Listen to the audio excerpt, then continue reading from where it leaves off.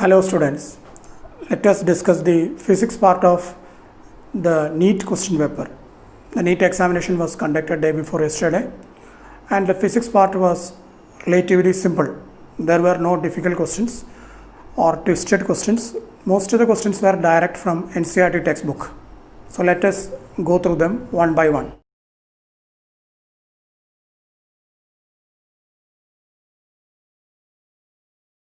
A series LCR circuit is connected to an AC voltage source. When L is removed from the circuit, the phase difference between current and voltage is pi by 3.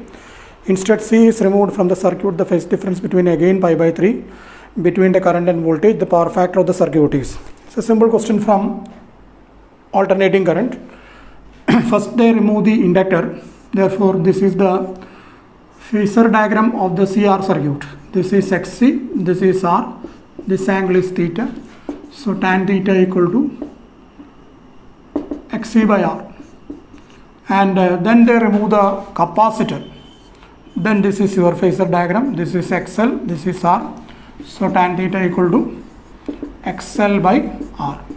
The first case and second case, the phase angle is 60 degree. Therefore, this is XC by R equal to root 3 or XC equal to R root 3. Similarly, here XL equal to R root 3. And you know, for an LCR circuit, the power factor is cos theta equal to R by root of R square plus XL minus XC the whole square. So here XL equal to XC, therefore this is equal to 1 and therefore your power factor is 1. So the correct option is option 2. Okay. Proceed to the next one. A wire of length L, area of cross section A is hanging from a fixed support. Length of the wire changes to L1 when a mass M is suspended from it. Its free end. The expression for the Young's modulus is. This question is from elasticity. You know that Young's modulus is given by stress by strain. Here stress is force by area. Strain is increase in length by original length, which is L1 minus L divided by L. So this will be mg by A into L by L1 minus L. So mgl by A into L1 minus L. So the correct option is 3, which is mgl by A into L1 minus L. Okay. Now let us move to the next one.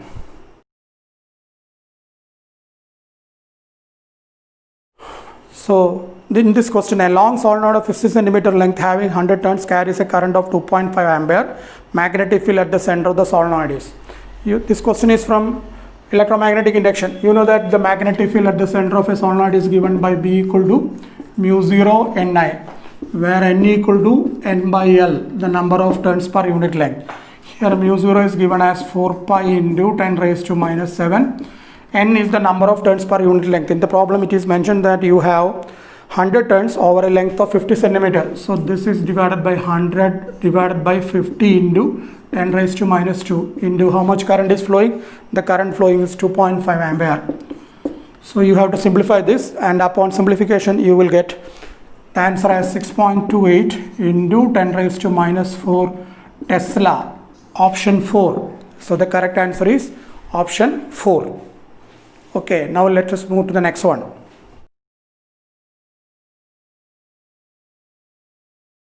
This question is from ray optics. A ray is incident at an angle of incidence I on one surface of a small angle prism with angle of prism A and emerges normally from the opposite surface. If the refractive index of the material of the prism is mu, then the angle of incidence is nearly equal to. So let us draw a small diagram. This is your prism, and a ray of light is incident at an angle I. Then it passes through the prism and it emerges out normally from the other surface. So this is I, this is R1. Your angle of emergence is 0 and therefore your angle of refraction is also 0. I2 equal to 0, R2 equal to 0 because normal emergence. And you know that for a prism R1 plus R2 equal to A. Therefore R2 equal to 0, so R1 equal to A. So now let us apply Snell's law of refraction at this first surface. So mu equal to sin I1 divided by sin R1. So this is equal to sin I divided by sin A It's a small angle prism, therefore you can write I as mu into A. So this is your correct answer, and the option is option number 2. Okay, now let us move to the next one. In a certain region of space with volume 0.2 cubic meter, the electric potential is found to be 5 volt throughout. The magnitude of the electric field in this region is. So it's very simple, because you know that the relation between electric field and electric potential is E equal to minus dV by dr. So in the problem it is very clearly mentioned that the electric potential is found to be 5 volt throughout. So the potential is constant. So what can be the gradient of the potential? It is equal to 0. So the electric field is 0. So your option is 4. It's a very simple question. If you remember the basic relationship between electric field and potential, this problem can be solved without any delay. Okay.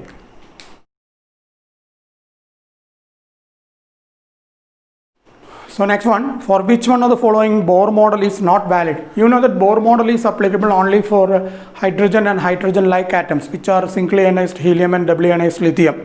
So in the option, your answer is singly ionized neon atom. Option 3, Bohr model is not valid for singly ionized neon atom. Light with an average flux of 20 watt per centimeter square falls on a non-reflecting surface at normal incidence having a surface area of 20 centimeter square. The energy received by the surface during time span of 1 minute is. So it's a non-reflecting surface, which means that the entire energy has been absorbed. The flux is given by 20 watt per centimeter square. It is falling over an area of 20 centimeter square, and the energy absorbed over a time span of 1 minute. So it's very simple. E is equal to flux into area into time for which the light energy has been falling, and the flux is given as 20 into 10 raised to 4. So this is 20 into 10 raised to 4 falling over an area of 20 into 10 raised to minus 4 meter square, and for a time of 1 minute, which is 60 seconds. So upon simplification, you will get 24 into 10 raised to 3 joule. So this is your correct answer, and the correct option is option 2. So now let us go to the next problem. An electron is accelerated from rest through a potential difference of V volt. If the de Broglie wavelength of the electron is 1.227 into 10 raised to minus 2 nanometer, the potential difference is. You know that the de Broglie wavelength is lambda equal to 12.27 by root V, where this lambda is in Armstrong. That is one thing which you should remember. The here lambda is given in units of nanometer. So actually when you use this formula, lambda should be expressed in Armstrong, not in nanometer. So root V will be 12.27 divided by lambda in Armstrong. So you have to substitute here. So this will be 12.27 divided by, what is the value of the lambda given? Lambda is given as 1.227 into 10 raised to minus 2. So this is 1.227 into 10 raised to minus 2 into 10 raised to minus 9 meter. So upon simplification and rearranging, you will get this as 10 square. So V will be 10 raised to 4 volt. So our answer is option 3. So correct answer is option 3.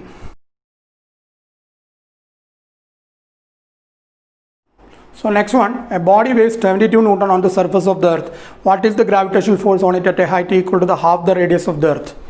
So here we have G equal to Gm by R square and G dash equal to Gm by R plus H the whole square.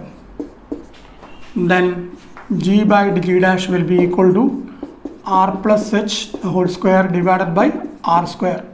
So this will be G by G dash equal to 1 plus H by R the whole square.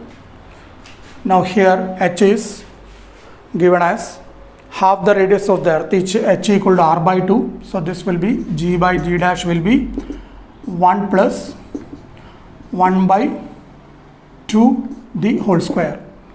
So this will be 3 by 2 the whole square, which is equal to 9 by 4. So from this G dash equal to 4 by 9 into G. Weight of the body on the surface of the earth is 72 Newton. So the weight at a height h equal to r by 2 will be 72 into 4 by 9, which is 32 Newton. So our answer is option 1. So one point to remember here is you don't use the formula G dash equal to G into 1 minus 2h by r. It's an approximate formula. Remember here h is comparable to r. H cannot be neglected in comparison to the r because h equal to r by 2. So in such a situation you cannot use this formula because this is an approximate result.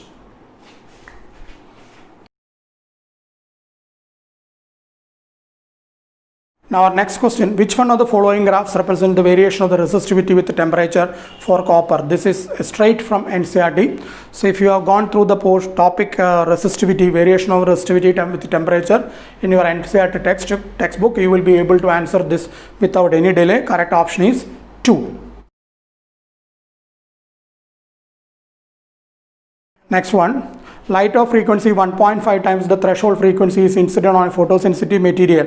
What will be the photoelectric current if the frequency is halved and the intensity is doubled? See, you have halved the frequency, which means that the frequency of the light falling on the surface of the photosensitive metal is less than the threshold frequency. When the frequency of the incident light is less than the threshold frequency, there is no photoelectric emission. So remember, the photoelectric emission will take place only if the frequency of the incident radiation is greater than the threshold frequency. So here our answer is option 3, which is 0.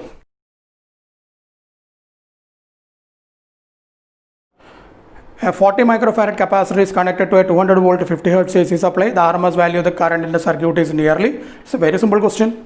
So we have to find the RMS value, IRMS. This is equal to VRMS divided by XC, which is 1 by omega C. So VRMS into omega C. Now let us substitute. The RMS value of the voltage is given as 200. So omega is 2 pi. So into 2 pi into frequency is 50 Hertz, and the capacitance is given as 40 microfarad, which is 40 into 10 raised to minus 6. So upon simplification, you will get the correct answer as 2.5 ampere. So this is 2.5 ampere. So our correct option is 2, which is 2.5 ampere.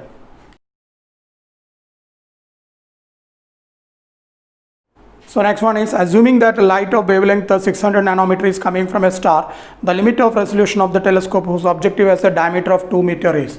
See, here you are required to find out the limit of resolution, not the resolving power.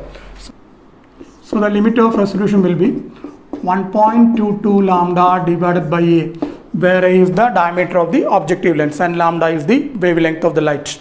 So here everything is given. Lambda is given as 600 nanometer. So this is 1.22 into 600 into 10 raised to minus 9 divided by the diameter is given as 2. So diameter of the lens is 2 meter. So now we have to simplify this. So upon simplification, you will get this as 3.66 into 10 raised to minus 7 rate. So the correct option is option 4. So answer is 4.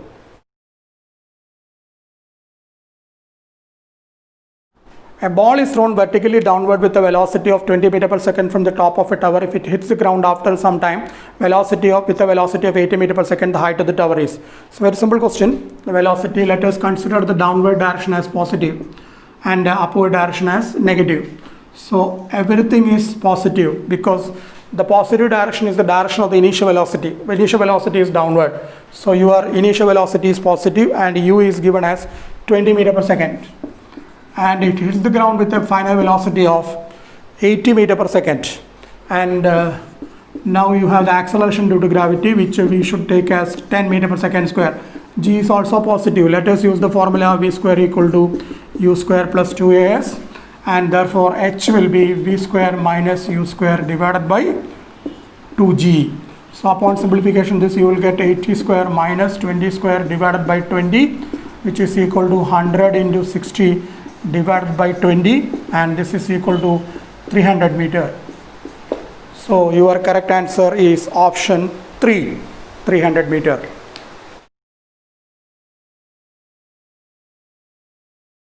So our next question is, a cylinder contains hydrogen gas at a pressure of 249 kilopascal and temperature 27 degrees centigrade. Its density is, R is given as 8.3 joule per mole per Kelvin. So let us write PV equal to mu RT.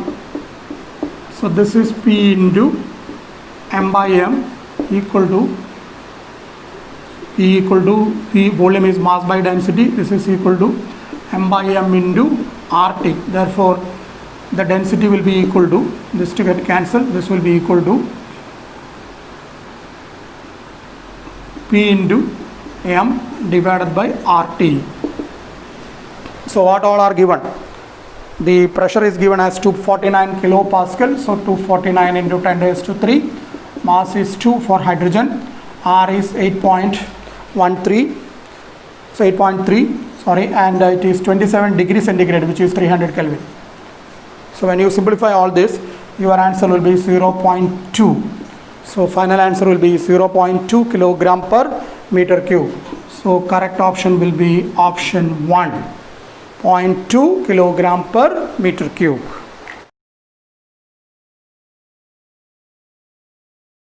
When a uranium isotope is bombarded with a neutron, it generates krypton 3689, 3 neutrons and, so let us very simple, you write the balance equation, uranium 92, 235 plus N01, and one of the products is given as krypton 3689.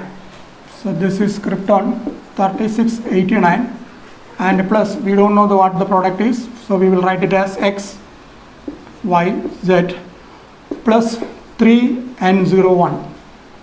Now let us balance the atomic number. So this will be 92, that is equal to 36 plus Y. So Y will be equal to 92 minus 36, which is 56. So now you look at the options. There is only one with 56 as the atomic number, and that is barium. So your correct answer is 4. Barium 56, 144.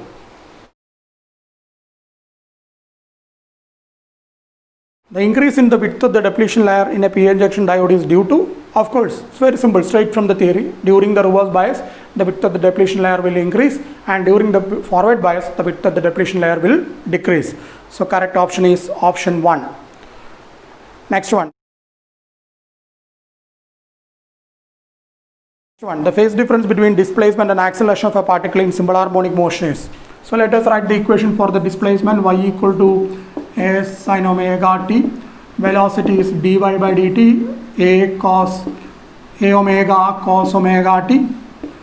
Then differentiate again. Then this will be, acceleration will be equal to minus a omega square sin omega t. Therefore the phase difference between displacement and acceleration is pi. So your correct option is option 4, pi.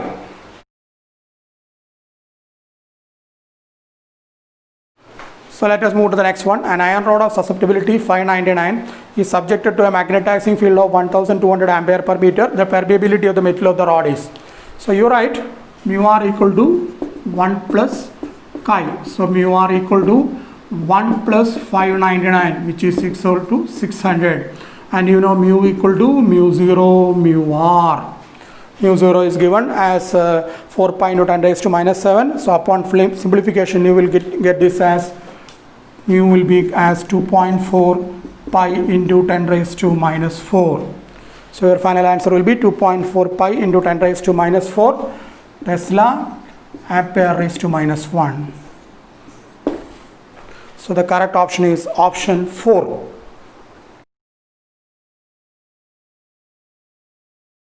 Now let us move to the next one. The quantity of heat required to raise the temperature of two solid copper spheres of radii R1 and R2 through 1K are in the ratio. Simple question. Quantity of heat required to raise the temperature of a body of mass m having a specific capacity C through a distance to a temperature delta theta is mc delta theta. See here both the metals, both the spheres are made of copper, same C, same range of temperature delta theta, so Q proportional to M. And you know that M equal to 4 by 3 pi r cube rho. Therefore, a Q proportional to r cube, and therefore Q Q1 by Q2 will be equal to R1 by R2 the whole cube, and the radii are in the ratio 1:1.5. So your answer will be 27/8, which is option 4. Okay.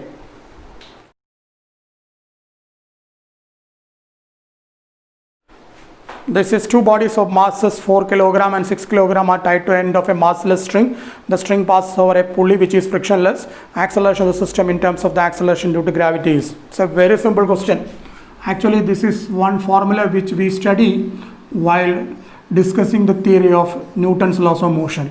So if this is m1 and this is m2, then the acceleration of the system will be acceleration equal to m1 minus m2 into g divided by m1 plus m2, and the tension developed in the string is 2m1 m2 g divided by m1 plus m2, and the folds on the pulley will be 2t. These results we have studied, and here your m1 is 6 and m2 is 4, so the acceleration will be 6 minus 4 into g divided by 10, which is equal to g by 5, and the correct option is option 2.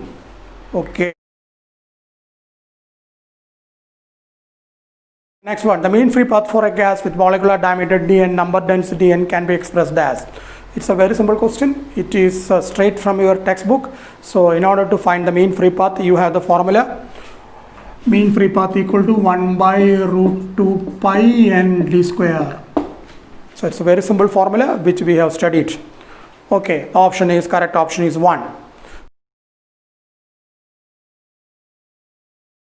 Next one. A short electric dipole has a dipole moment of 16 into 10 raised to minus 9 coulomb meter. Electric potential due to the dipole at a point at a distance 0.6 meter from the center of the dipole, situated on a line making an angle 60 degree with the dipole axis is. You know that the potential is given by, this is your diagram, this is minus q, this is plus q, and this is center, and this is the point P which makes an angle theta with the dipole direction of the dipole moment. Then the potential is given by 1 by 4 pi epsilon 0 P cos theta divided by r square. So everything is given here. Theta is 60 degree, P is 16 into 10 raised to minus 9, and r is 0.6 meter. Therefore, upon simplification and substitution and simplification, you will get the correct answer as 200 volt, which is our option 1. Okay. Dimensions of stress. You will never get a problem simpler than this. It's so simple. If you remember the dimension formula of different physical quantities, the answer is very simple. You know that stress is nothing but similar to pressure, although they are slight different quantities. You can write physical quantities. You can say that stress is equivalent to pressure as the dimension formula is concerned, and pressure is force by area. So this is equal to ml t raised to minus 2 divided by L square, and this will be ml raised to minus 1 t raised to minus 2. So your correct option is option 3, ml raised to minus 1 t raised to minus 2.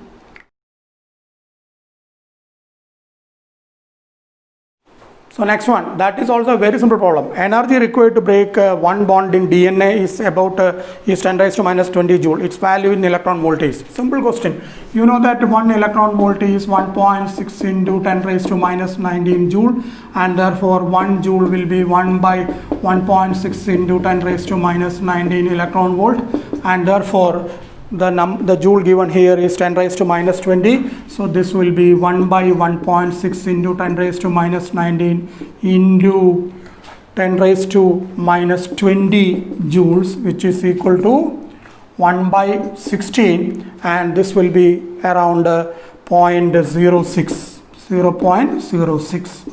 So that is our final answer, 0.06 electron volts. So our option is option 2. It's a very simple problem. Once you remember the conversion, 1 electron volt relation between electron volt and joule, 1 electron volt equal to 1.6 into 10 raised to minus 19 joule. The rest of the problem is very simple. Okay.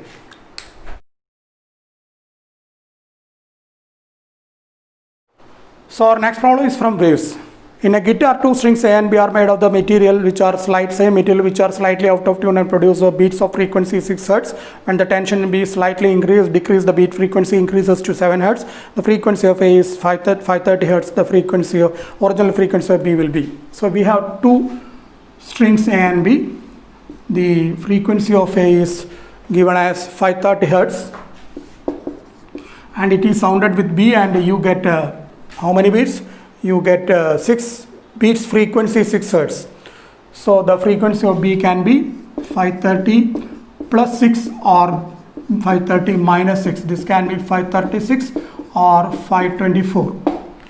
Now the tension of B is slightly decreased. You know that N equal to 1 by 2L into root of T by mu. So N proportional to root T.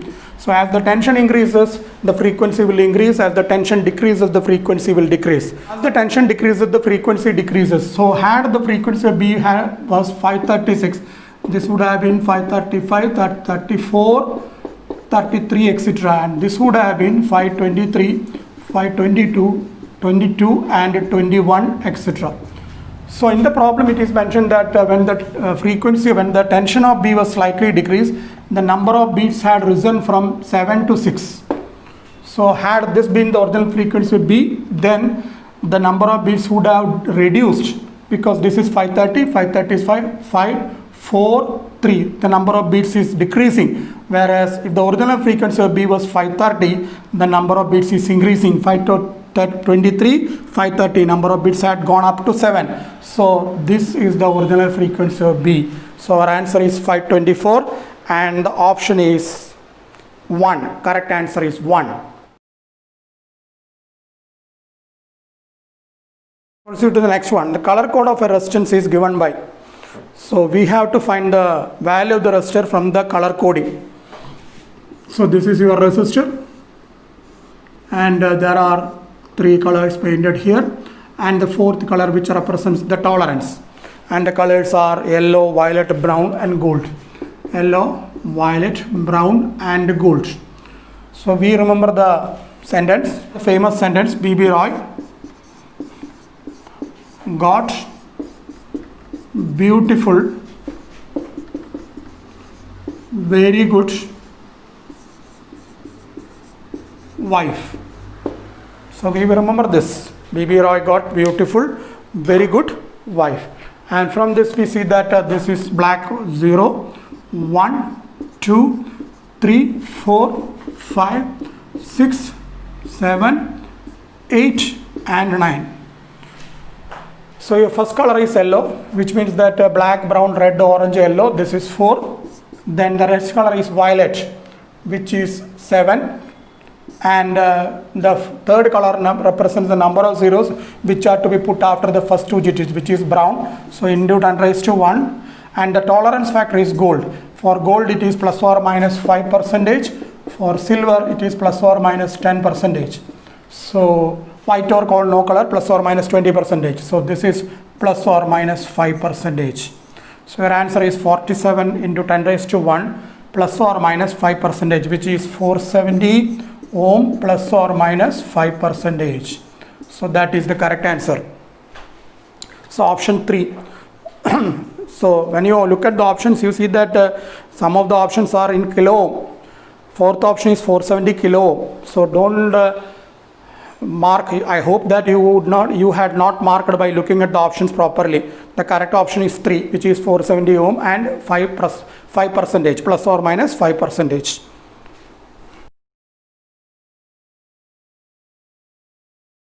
So our next problem is the Brewster angle IP for an interface should be. It's a very simple problem. We all know that the Brewster's law, tan IP equal to mu, and you know that mu is always greater than 1.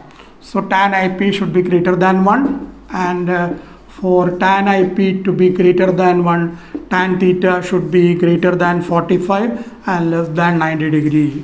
Tan 45 is 1, tan 90 is infinity. So your answer should be 2, option 2. IP lies between 45 and 90 degree.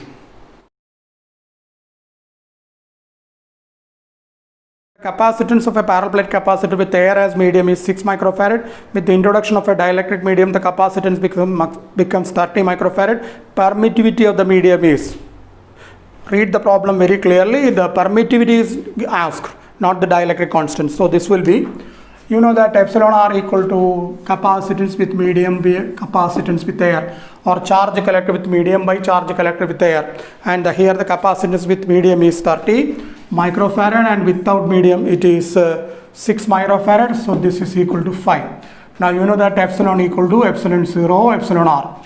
The value of the epsilon 0 is given, which is 8.85 into 10 raised to minus 12, and we have obtained the value of epsilon r, which is equal to 5, and upon simplification our answer will be 2, which is 0.44 into 10 raised to minus 10. So that is our final answer, which is option 2.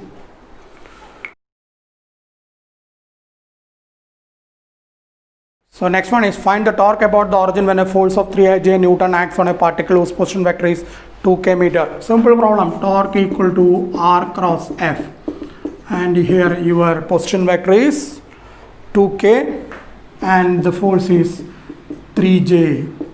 So this is 6 into k cross j, which is minus I. So answer is minus 6I. Option 2. Remember this IJK rule, which is I cross j equal to k and k cross j equal to minus I.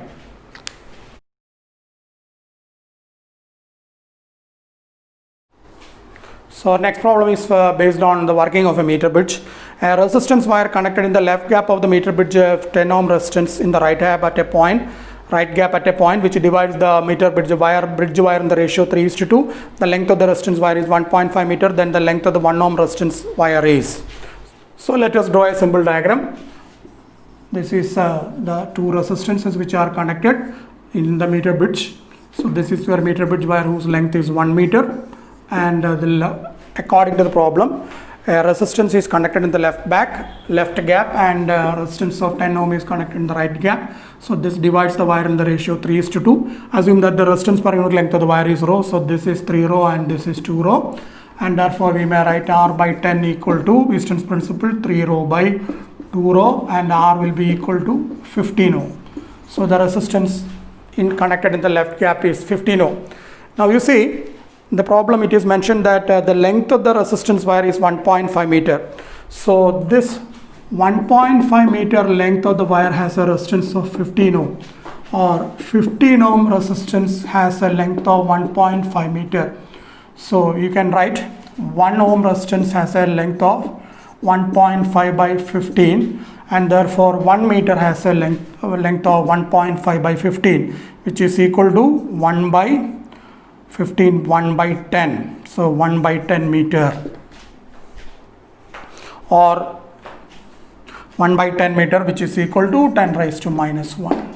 Correct answer will be 1 into 10 raised to minus 1. 1 into 10 raised to minus 1. So your correct option is option 1.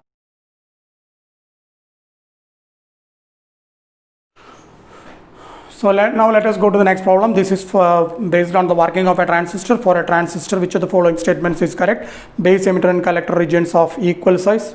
That is wrong. We know that base is very thin and lightly doped, collector is wide and moderately doped, and emitter is the one which is heavily doped. So our correct option is the base region must be very thin and lightly doped, which is option 3. If you have properly studied the theory of transistor, this is a very simple problem. You know that even though base is the heart of the transistor, base is considered as the heart of the transistor, the base region is very thin and very lightly doped.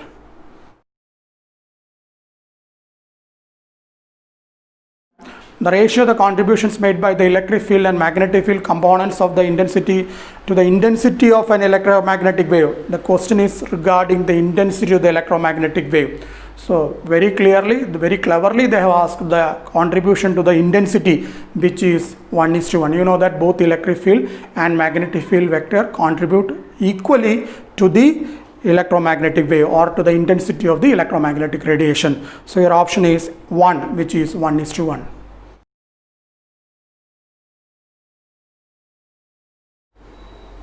A charged particle having a drift velocity of 7.5 into 10 raised to minus 4 meter per second in an electric field of 3 into 10 raised to minus 10 volt per meter has a mobility. You know that mobility is the drift velocity acquired in terms of the electric field in presence of an electric field of strength unity. Mobility is the drift velocity acquired in presence of an electric field of strength unity. Now what is your electric field? 3 into 10 raised to minus 10. Drift velocity is 3.2 into 10, drift velocity is 7.5 into 10 raised to minus 4. 7.5 into 10 raised to minus 4 divided by your electric field is 3 into 10 raised to minus 10 volt per meter. So upon simplification, your answer will be 2.5 into 10 raised to 6. So final answer will be 2.5 into 10 raised to 6, which is option 1. So correct answer is option 1, 2.5 into 10 raised to 6. So let us go to the next problem, which is again from electrostatics. A spherical conductor of radius 10 cm has a charge of 3.2 into 10 raised to minus 7 coulomb distributed uniformly. What is the magnitude of the electric field at a point 15 cm from the center of the sphere? You know that regarding a conducting sphere, the electric field at any point outside point P at a distance r from the center, the radius is r, there is no electric field inside the conducting body under static condition. So the electric field at P will be, E at P will be 1 by 4 pi epsilon 0 q by r square, small r square. And here the charge is given as 3.2 into 10 raised to minus 7 and the distance is given as 15 centimeter. So upon simplification and substitution and simplification, you will get the final answer as 1.28 into 10 raised to 5 Newton per Coulomb, which is option 1. So correct answer is 1.28 into 10 raised to 5, option 1.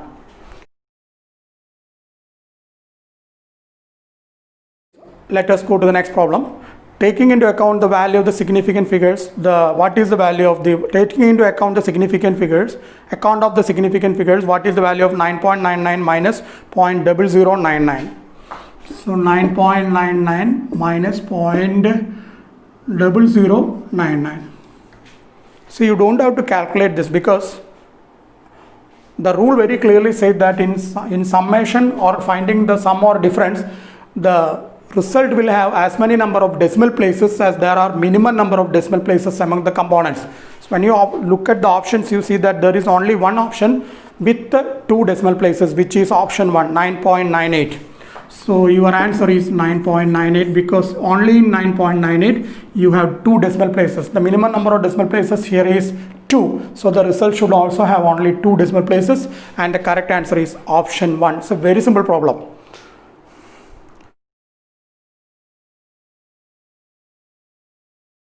Now let us go to the next problem. This is again from wave optics.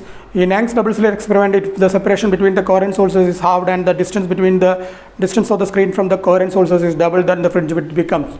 It's a very simple question. Beta equal to lambda d by d.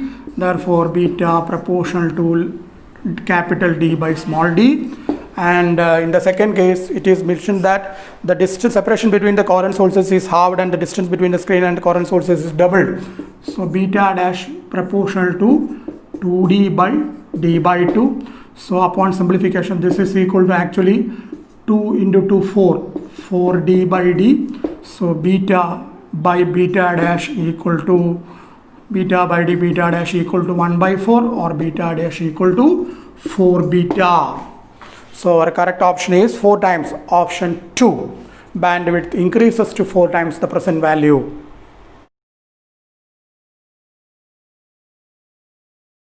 Two cylinders A and B are of equal capacity are connected to each other via stopcock. A contains an ideal gas at a standard temperature and pressure. B is completely evacuated and our system is thermally insulated. Then the stopcock is suddenly open. The process is. So this is our diagram. Let us consider a diagram, draw a diagram like this.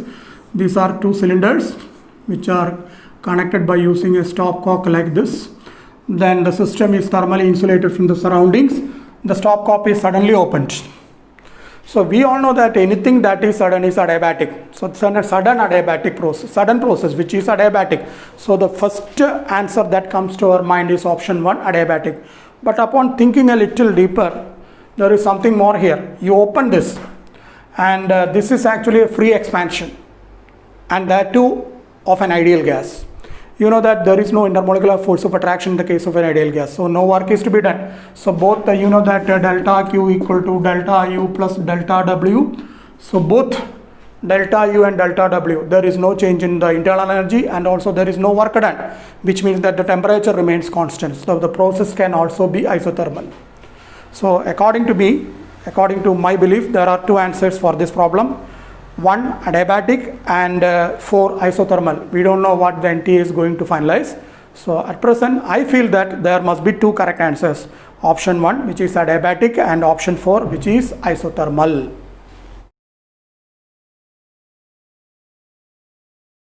Energy equivalent of 0.5 gram of a substance is straight from Einstein's mass energy equivalence. So this is equal to delta E equal to delta M into C square. Your mass is 0.5 gram. So 0.5 into 10 raised to minus 3 into 3 into 10 raised to 8 the whole square, which is the speed of light. So upon simplification, this you will get your answer as 4.5 into 10 raised to 13 joule. So this is our final answer, 4.5 into 10 raised to 13 joule, which is option 1. Simple substitution and calculation. Very simple problem.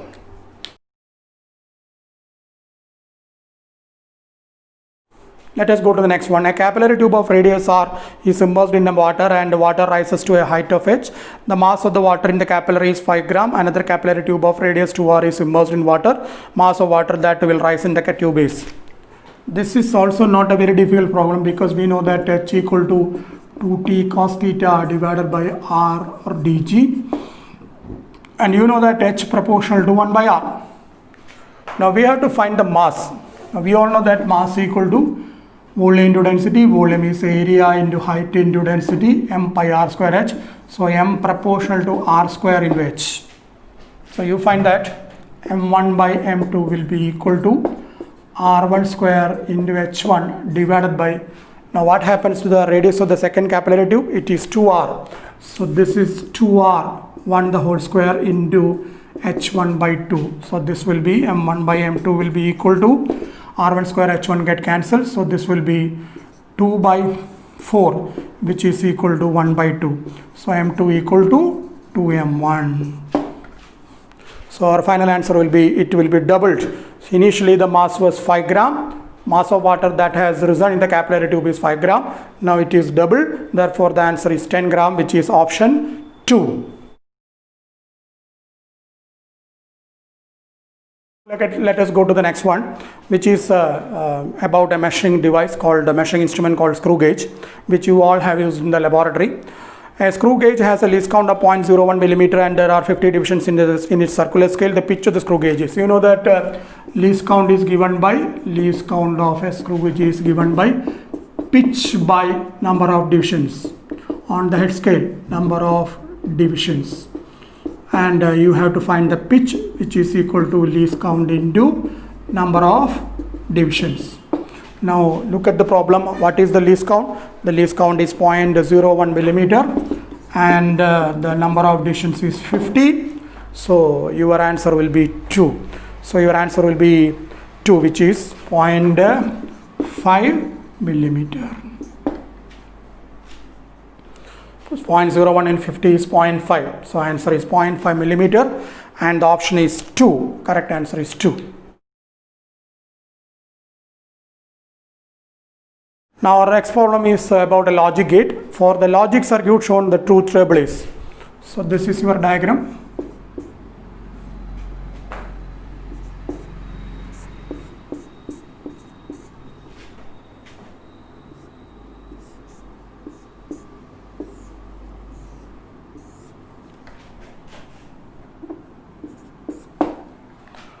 Now let us write the Boolean expression. This is A, this is B. So this is A inverse, this is B inverse. So our output should be A inverse, B inverse, inverse, which is equal to A inverse inverse, which is inverse inverse, dot B inverse inverse. So this will be equal to A dot B, which should be the output of an AND gate. So our answer should be that of an AND gate, which is option 4. And you know that the output of an AND gate is 0 0 0 0 1 0 1 0 0 and 1 1 1. So the final answer is that of an AND gate, output of an AND gate, which is 1.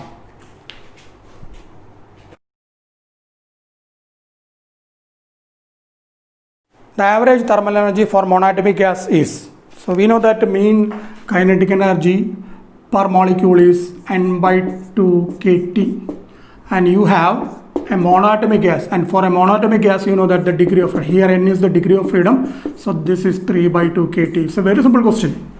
So answer is option 1, 3/2 kBT, where kB is the Boltzmann's constant.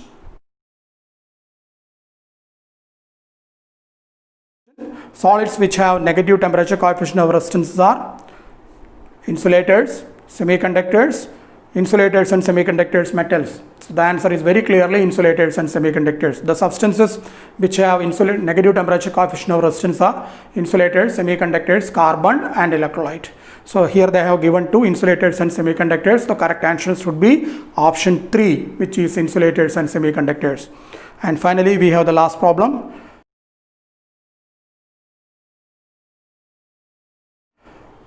A particle of mass 5 kg and 10 kg. 2 particles of masses 5 kg and 10 kg respectively are attached to 2 ends of a rigid rod of length 1 meter with a negligible mass. Center of mass of the system for the 5 kg particle is nearly at a distance of. So you have 2 particles of masses. This is 5 kg, this is 10 kg, and let me draw it a little longer. So this is 5 kg and this is 10 kg. You know that the center of mass of a system of 2 particles lies on the line joining the 2, in between the 2, nearer to the heavier mass. This is your heavier mass. And we want to find the distance of the center of mass from the 5 kg particle. So let us mark this distance as x and this distance as the length of the meter scale is, length of the rod is 1 meter. So this is 1 minus x. So m1r1 equal to m2r2. The center of mass lies on the line joining the 2, in between the 2, nearer to the heavier mass, such that m1r1 equal to m2r2. So m1r1 equal to m2r2. So this will be 5 into x equal to 10 into 1 minus x.